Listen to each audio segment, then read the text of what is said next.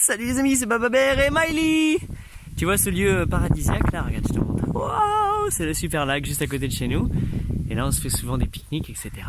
Et aujourd'hui je vais te montrer une plante assez particulière. Quand tu regardes le sol de près, tu t'approches et là tu vois des entités particulières comme ça. Donc par exemple ce beau sol que tu vois pas, tu fais pas très attention, tu regardes.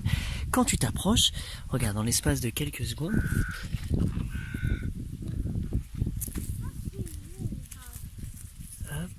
Hop, hop. Hop, je vais me faire écrabouiller, c'est un sport dangereux.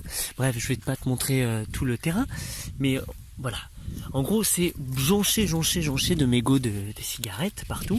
C'est pas grave, c'est pas méchant, non. Je comprends, hein, quand tu fumes, des fois, boum, il y en a qui tombent, il y en a, je suis sûr que tu les mets souvent dans des cendriers. Mais le fait est qu'il y en a beaucoup. Et regarde, ça se trouve ici en fait. Donc là, dans ces mégots là, même si c'est bon, ça va pas, ceux-là ils se digèrent pas. Hein, c'est du plastique en fait à l'intérieur a priori, donc c'est pas le top pour se décomposer. Le truc c'est que tout ce que vous avez fumé au travers de ça, bah, les nicotines, les charbons, les machins, les trucs un petit peu dégueulasses que on n'a pas trop en démarre, sont stockés dans ce filtre et que quand il pleut, ça va ici. Dans cette eau. Maintenant il faut que j'explique un truc et je suis pas fâché, hein, c'est la vie, c'est comme ça. C'est pour ça que moi je m'amuse avec ma fille, on vient, on ramasse, ça nous fait passer un bon temps, je fais une vidéo, c'est cool, la vie est belle. C'est juste prenez conscience de cette chose là sans vous énerver. Si tu fumes, essaie d'être de l'autre côté, d'être du côté où je vais faire l'effort de le mettre à la poubelle. Parce qu'en fait dans ça là, excuse-moi, il y a du soleil, il y a plein de choses, et bien dans ça tous les toxines vont ici, sont à peine filtrées par ce côté là et vont dans cette eau. Et cette eau en fait il y a un barrage ici là-bas et en fait ça c'est notre eau potable, c'est l'eau potable de 26 communes qui sont autour d'ici et on boit tous cette eau, donc forcément bah, dedans il va y avoir tous ces trucs là, même si c'est filtré, donc ça demande beaucoup plus de produits chimiques, beaucoup plus de pollution pour pouvoir filtrer ce genre de petits trucs comme ça, sans te parler de la vie aquatique qui en dépend, enfin bref tout le truc c'est hallucinant ce qu'on est connecté et c'est des petits trucs comme ça qu'on fait nous l'humain, je sais pas pourquoi on fait des choses comme ça qui sont pas tout à fait nécessaires mais on crée des pollutions extra, des pollutions qui n'ont pas raison d'être. Et ça c'est à nous, c'est à nous de pas le faire. Alors comme je suis pas la personne qui le fait, c'est pas grave, je peux pas en fait aller contrôler, aller surveiller tout le monde, ça peut venir que de leur bon cœur. Par contre moi ce que je peux faire effectivement c'est ramasser. C'est ramasser parce que je me dis boum, maintenant je le transforme ça. Au lieu d'être fâché, d'être oh, allez putain de fumeur et machin. Et je dis non, à chaque fois que je ramasse un plong, c'est un bon point karma, c'est yes, l'univers va me dire merci, je vais avoir une surprise. Je peux même monétiser ça dans ma tête, tiens 10 centimes. Et dans ma tête, et puis un jour je vais ramasser un billet de 5 €, c'est bon, j'aurai ramassé mes 5 € de mégots au sol. Mais sinon aussi c'est chaque fois c'est un oui, c'est un petit oui, c'est une prière, c'est un merci, c'est waouh, merci la vie, c'est beau, je suis là, je contribue, je fais ma part, je fais du mieux que je peux, j'aime faire ça. Et ensuite bon c'est pas parce que je vais faire mon crâneur que je vais faire 10 pas. Parce que ça aussi c'est l'autre étape. Bon j'en ramasse d'autres sur le passage ou bon je ferai ça après hors caméra.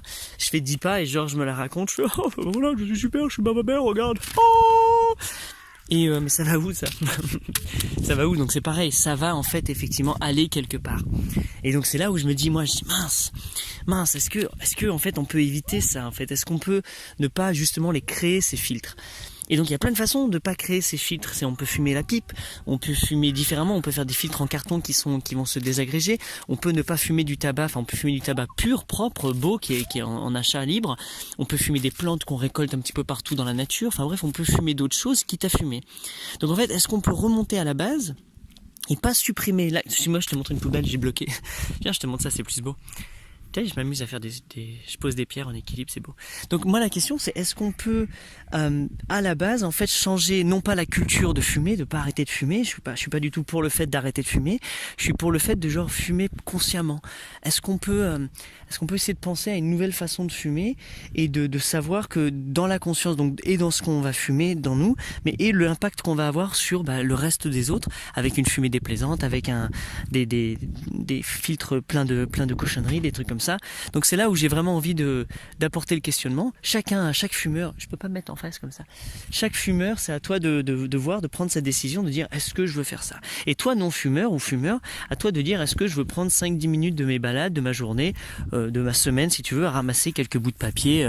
Parce que oui, il n'y a pas que les mégots de cigarettes, il y a aussi les papiers issus de trucs de cigarettes, donc les filtres, les machins, donc il y a plein de choses, c'est cool. Donc est-ce que toi tu veux faire partie de cette équipe et nous aider à ramasser dès que t'en vois, ma fille c'est cool, elle en prend depuis qu'elle est toute petite. Donc bon, après par contre voilà, je suis pas le bon exemple parce que je fais ça à main nue, donc t'imagines le nombre de cochonneries que je mets sur mes doigts là. Et je vais pas me laver les mains avant longtemps.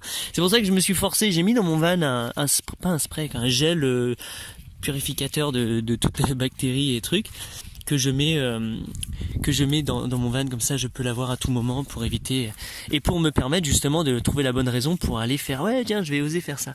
Et là tu dis mais c'est pas possible, là-bas arrête-toi, c'est pas possible.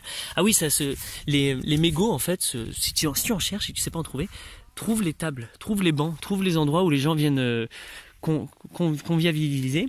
Et au même moment, hein, on va pas parler que des cigarettes, il y a ces canettes, il y a ces canettes, enfin bref, il y a 100 millions de trucs, c'est génial quoi.